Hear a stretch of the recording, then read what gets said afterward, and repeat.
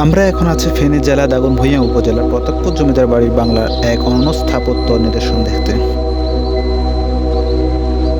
1850 সালের দিকে নির্মিত এই রাজকীয় ভবনটি তৎকালীন শন শওকত এবং আভিজাত্যের সাক্ষী হয়ে আজও দাঁড়িয়ে আছে।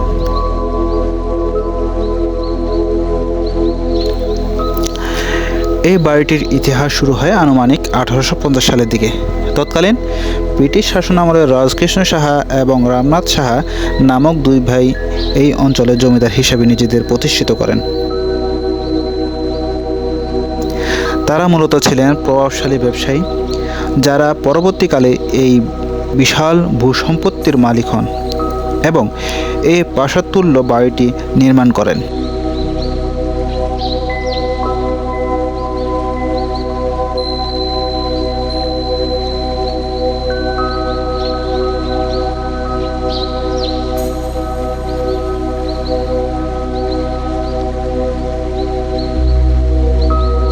এই যে দেখছেন গাছগুলো, যেন ইতিহাসের এক একটি শিকড়।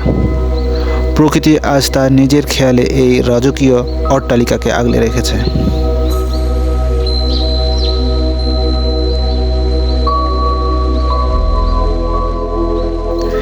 দেয়ালের কাজগুলো দেখুন, সেই 1850 সালে কারিগরদের নিপুণ হাতের ছোঁয়া আজও স্পষ্ট।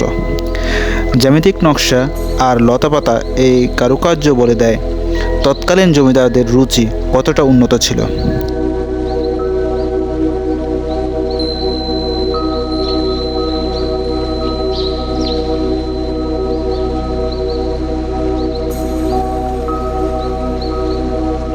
কথিত আছে এখানে 13টি পুকুর ছিল।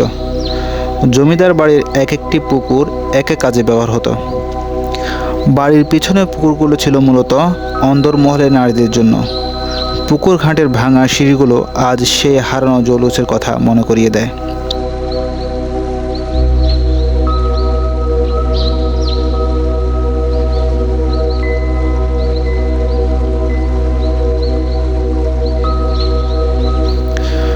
চলুন এবার সিঁড়ি বেয়ে দোতলায় উঠা যাওয়া। কিছু সিঁড়ি এখনো মোটামুটি ভালো আছে। এই সিঁড়ি বেয়ে এক সময় জমিদাররা তাদের খাস কামরায় যেতেন। প্রতিটি ধাপের জীর্ণদশা।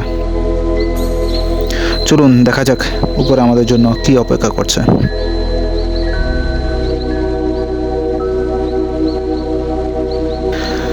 আমরা এখন দ্বিতীয় তলায়। এই যে ভাঙা ঘরগুলো একসময় ছিল উৎসব আর কোলাহল মুখর। ছাদ খসে পড়া এই কক্ষগুলো ভেতরে দাঁড়ালে আপনি অনুভব করতে পারবেন এক অদ্ভুত শূন্যতা। দেয়ালের প্রতিটি ফাটলে যেন লুকিয়ে আছে কোনো না বলা ইতিহাস।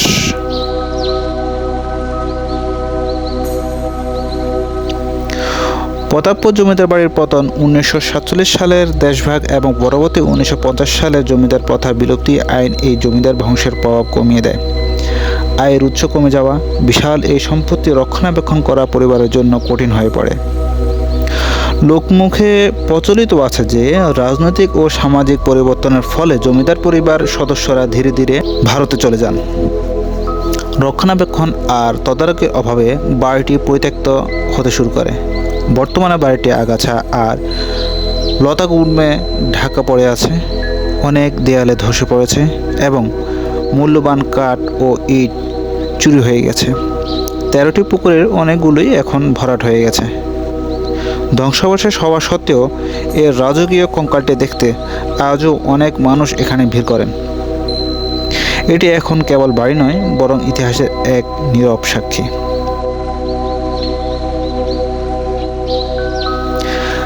আমাদের প্রতাপপুর জমিদার বাড়ির সফর আজ এখানেই শেষ।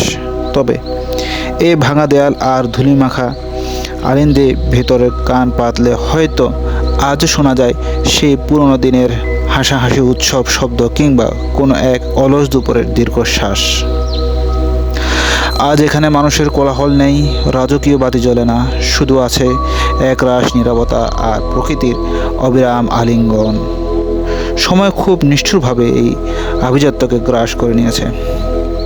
আমরা চলে যাব, কিন্তু এই ধ্বংসস্তূপগুলো হয়তো আরও কিছুকাল দাঁড়িয়ে থাকবে, আমাদের অতীতের কথা মনে করিয়ে দিতে।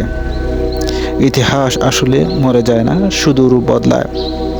প্রতাপপুর জমিদার বাড়িতে এমনি এক হারিয়ে যাওয়া গল্পের নাম হয়ে থাকবে। ভালো থাকবেন সবাই, দেখা হবে হয়তো অন্য কোনো ইতিহাসের পাকে। আল্লাহ হাফেজ।